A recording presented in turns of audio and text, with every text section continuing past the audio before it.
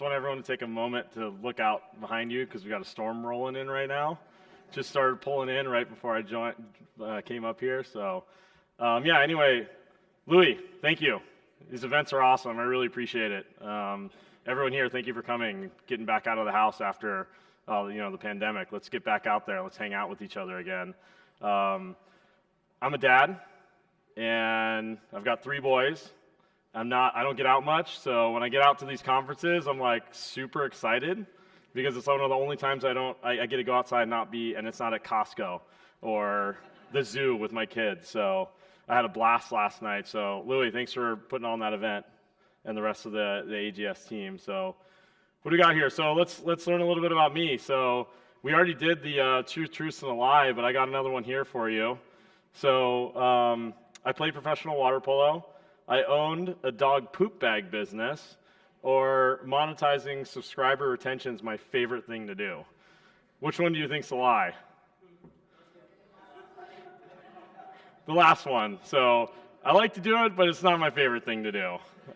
I actually prefer doing acquisition or growth, but you got to retain your customers, so let's get into it. If you want to, you can ask me about my dog poop bag business. It made it for about 3 years. And I now have a lifetime supply of poop bags in my garage because it didn't do as well as I would have liked it to do. So about me, so I started out in gaming like a lot of people here, and a lot of people are still in gaming at Rock U. Then I went to Rocket Games, and then Penn Interactive Ventures, which is a casino company. And then went on to Lyft to head up passenger acquisition growth. And then I went to Masterclass, where I headed up growth, performance and lifecycle marketing there. Grew that from 2018 to 2020, and then I went back and actually did advising there 2021. And then basically since then, or more recently, I've been doing a lot of consulting. So some dating apps, some gaming, mindfulness, meditation, various e-commerce and direct-to-consumer brands, women's health, subscription apps, and then payment booking platform, and more recently some space tourism. So if I define success today, what I want to define success as is increasing your subscriber retention by 20%. So the reason I say that is because you always have to have a goal, right? Like you have to have some goal you're trying to hit. Once you set that goal, then you can actually say, okay, well, what is it going to take to get there? And then obviously it has to make sense from an ROI perspective, right? If it takes us like basically, making our product $1 and dropping it from $180 to $1, yeah, we improved retention, but the ROI didn't make sense. Some commotion over there. I don't know what's going on outside. Maybe a helicopter's coming in, or the storm. But so today's assumptions, right? So we're marketers, right? But the assumptions for me today, I'm saying, is that we have subscribers. The next one here is that we can't use like upsells and then no cancellation. So subscribers will either cancel, but they usually cancel actually having a subscription. So I'm not talking about improving that. That's more of an onboarding product thing. And then no product features. We as marketers always love being like, oh, if the product had this, it'd make it so much better. Well, guess what? That's why there's product managers and product marketing managers. We don't get to do that. We get to have hail. Can everyone still hear me? Okay, good. So we're only really talking about the levers that we have. We have engagement and we have retention. Okay, and so that's what we're going to be talking about today. So some of the table stakes for engagement and retention, you have to have the systems set up. So on the left here, we have like Iterable, MoEngage, like these are email clients, MailChimp, Klaviyo, Braze, formerly AppBoy. And then you have to tag everything. You have to properly do everything on your page, like on your site or in your app. And you have to use products like Segment to send those events back to the email client and your push notification client. And I say SurveyMonkey because although you know a lot about your clients or your customers, you always have to then be doing surveys and saying, getting that qualitative and quantitative approach to understanding them. So that's the table stakes. So it looks like this form of I have an Apple computer, and I had to put in a PowerPoint. And I thought it worked, but it looks like it didn't. This was not on purpose. But it kind of creates a little bit of a mystery here. What's behind that mail? The first step is you got to understand the unsubscribe segments. So whenever you have people unsubscribe, there's two main buckets. One bucket is the involuntary unsubscribes, and the other bucket is the voluntary subscribes. So the involuntary unsubscribes are people that like their credit card just like doesn't work anymore because they got a new credit card and they didn't like go and cancel or didn't end up unsubscribing. And then the voluntary unsubscribes are the people that actually unsubscribe. It's like, I don't want to have this product anymore. I still have the same Southwest credit card. Everybody got a Southwest credit card? Nice. There you go. You should look at it. I've researched all of them, and the point guy said that it's one of the best ones to have. But so usually this is kind of the breakdown if you have a yearly subscriber product. But if you have a monthly subscriber, this is probably a little different. So you got to know which ones, like which tools you can do to improve both of these. So this one actually kind of worked. So if you have the involuntary unsubscribes, and we're looking at specifically that group, you have to look at, let's say, so you have your percentage of total unsubscribes. I have it here as 60%, and then the original retention rate is 0, right? They just like the credit card just doesn't work. So the goal there is like, let's actually get some of them to work. And so what you can do is you actually have to go and set up additional payment processing systems. And I learned a lot about this because I was in the casino industry to start, working for a poker product. And a lot of people have cards that default, but then you can actually run credit cards with other payment processors and other systems, and it actually ends up working. So don't just use Stripe, try using another payment processor as well. And a lot of times you'll get the credit card to actually go through. Involuntary unsubscribes. So for this group, there's lots of different things that you're basically trying to understand. The first step is trying to understand what is correlated with unsubscribing, right? Right here we have engagement. That's that little image there. And then you have, could it be content? Is it that, retention is based on content? Is it that it's based on number of devices they're using? Is it based on what type of payment system they signed up with?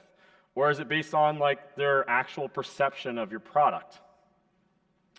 So I'm going to go into each of these. So the voluntary unsubscribes is usually for like, this is for this example, and obviously it can be different for everyone's product. But in this example, it's not actually correlated with app engagement. And as an example here, you can see the 30-day engagement, your day 333, 30-day engagement, and then 1-year retention rate. And I've worked with a couple of different yearly subscription products. Masterclass is one of them.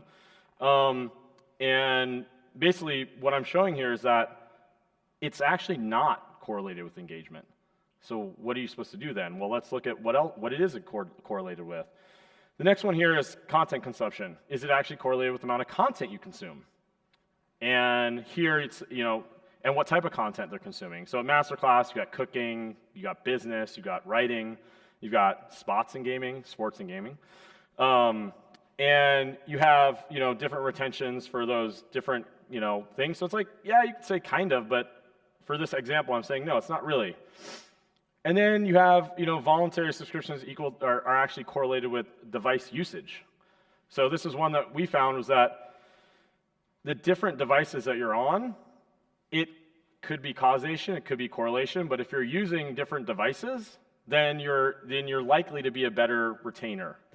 So the lesson here is like with an email, with a push, send them over to one of these other devices. Have them consume on TV. For me, this was when I actually decided I liked the Masterclass app. I watched it on TV and I was like, oh, this is actually a much better experience than watching it on my phone or on my laptop. So promote that, those additional devices. Payment method. So this one is pretty straightforward. What we found was that if somebody's purchasing with American Express, they're likely to retain more. Well, guess who has American Express credit cards? It used to be Costco members, but now it's basically anybody who's relatively wealthy. Who here has an American Express credit card? All right, those are your investors, if anybody's looking for funding. But in general, they usually have a tendency to retain better. And and then I have Apple and Google Play Store here, not the best retention compared to when you have a web-based subscription product. And so what can you do there? Well, you promote people to move towards things that have a higher retention. And this doesn't have anything to do with engagement. This has to just getting them to a different payment system or promoting that payment system different. So you can see don't have them go to the App Store to set up the subscription. You see the like, hey, promote some type of ACH payment, because that usually has like a very high retention. And then you see here when you go in, that's my personal email in case anybody wants to email me. But that's, you can see here the promotion of like using a credit card rather than PayPal, because that has a better retention. So if we get into a very messy slide here on perception, brand perception is actually a really big one that we found. And so if I go through each of these, believe that the app has more content than it actually has. So with Masterclass, when somebody actually thought, oh, there's like 150 instructors when we only had 100, that actually made the people retain higher when they thought we had more content. So making them think that or believe that there's more content. And then more content and features are coming. So telling people, hey, this is coming soon. If you're on Netflix, you're on Hulu, you'll see there's the coming soon.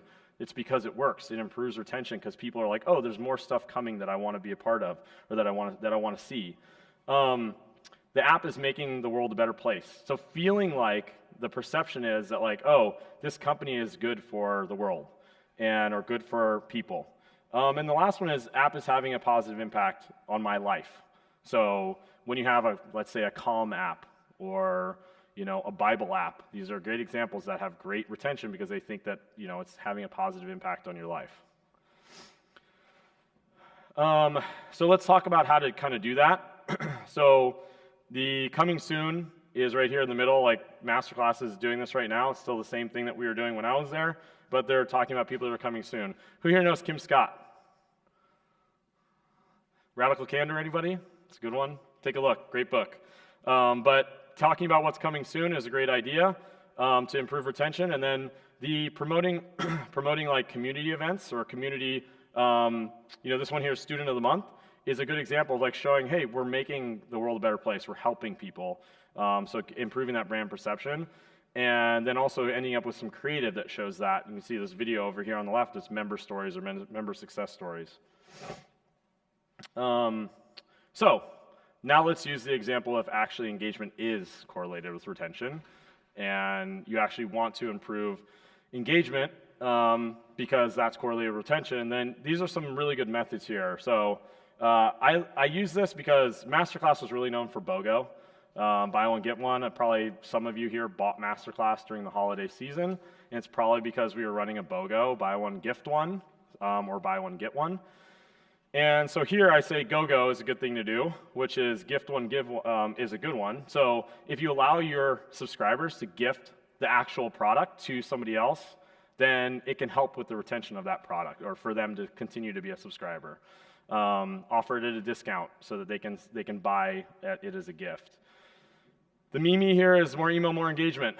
If you haven't done it yet, if you're sending one email a week, send 10. They don't unsubscribe, and they come back to your app more. Overuse it. It's not going to cause anything bad. At least that's what we saw. I saw that at Masterclass, and I saw that at Lyft. So use as much as you'd like. Pepe is personalized experience and perception elevated. So like, give them that personalized experience, and then I'll go into each of these, and then use an app, push, email, use all of the different forms of communication, and then have a newsletter. So the first thing here is you have to know your unsubscribe curve. So people will unsubscribe at certain times based on like days since app install or days since becoming a subscriber. You need to know what that curve is so you can know when you really need to be engaging them in order to keep them around. So you want to focus that promotion during those times. So here is an example of Masterclass. In the very first week, you have people unsubscribing, and then you have it right here, this spike at day 335. What is day 335? It's 1 month before the year end. When you have a yearly subscription, it's required to send an email to your customer saying, we're about to bill you in 30 days. That's not a requirement for a monthly subscription. It's not a requirement for a weekly subscription. So by sending that email, we're letting everybody know, hey, we're going to bill you again, and you end up getting hit. So, and then you get a little bit more right before the end of the subscription, the day 365. So what does that mean? you should do your email engagement. You should use these techniques around that time. So here's the GoGo example. We offered this to current subscribers. Let them buy a gift for their loved ones, for their friends. It will help them stick around as a customer. So do that. Engagement-based retention. So Mimi, send them a lot of emails, more email. Like, don't look at the highlighted part. I probably should have taken that out, but look at the dates on the right. See how many emails. This is 1 month. It's a lot of emails in 1 month. It doesn't change. It will bring them back, but it won't cause them to churn. Engagement-based retention here. So, or the next one is the personalized experience. Tag everything on your website. Tag everything in your app. When somebody goes to that specific content, make sure that you send them emails that are personalized. It's easy to do. Just spend the time to actually connect everything so that that happens. When you send them a push, when you send them an email, you make it personalized. And then use all the different all the different message types. So you have your basic notification here on the left, and then you have a rich notification. Rich notifications work great. Use them. Don't just get lazy and do the text-based ones. Use the rich media for the people that actually have it turned on. And then you can even, this example of Family Guy, you can even have like videos in there as well. And the last one I have here is like weekly newsletter. If you get big enough and you have the time, weekly newsletters work. So here's an example of masterclass every week that we started while we were there.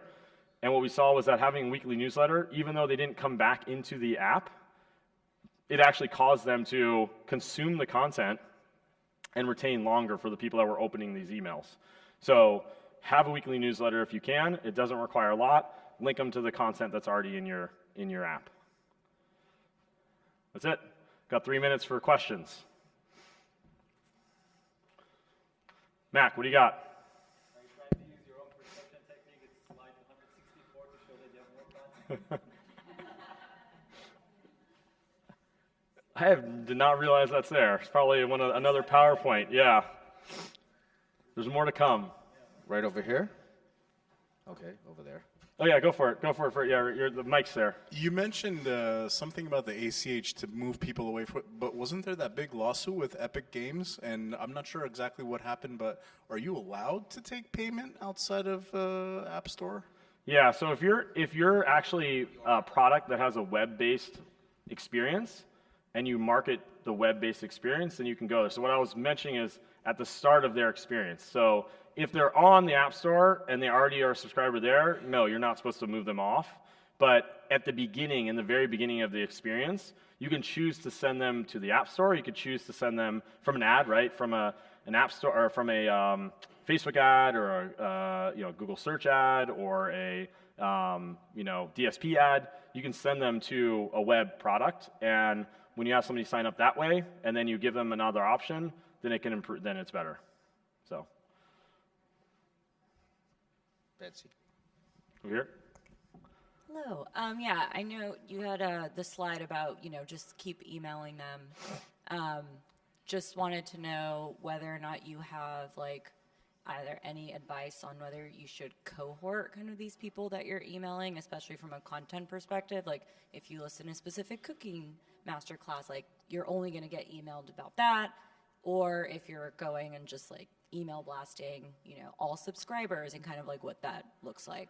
Yeah, great point. So the way we had it bucketed is you have blasts and you have personalized automated. So personalized automated is based on your engagement with the product, and then blasts happen when it makes sense when you want to give a new update. So launching a new class, a new instructor, usually you let everybody know. You have a big holiday, promotion, you let everybody know. You have a community event, you let everybody know. But for, let's say there's a small thing that's going on, or let's say they came to the app and they looked at Gordon Ramsay, and you're like, okay, let's give them, Thomas Keller, Gordon Ramsay, and something a little bit different or tangential, just so that they have that unique experience. So it's user engagement is what's going to drive your personalized content, and then you want to have the blast in there as well. Yep. Anybody else? All right, thank you. If you guys want to connect with me, I'm on LinkedIn, and I'm available to help. I'm basically a fractional head of growth for various companies. So, thank you. Thank you, T-Hop. Thank you very much, and I'll take that. Oh, gotcha.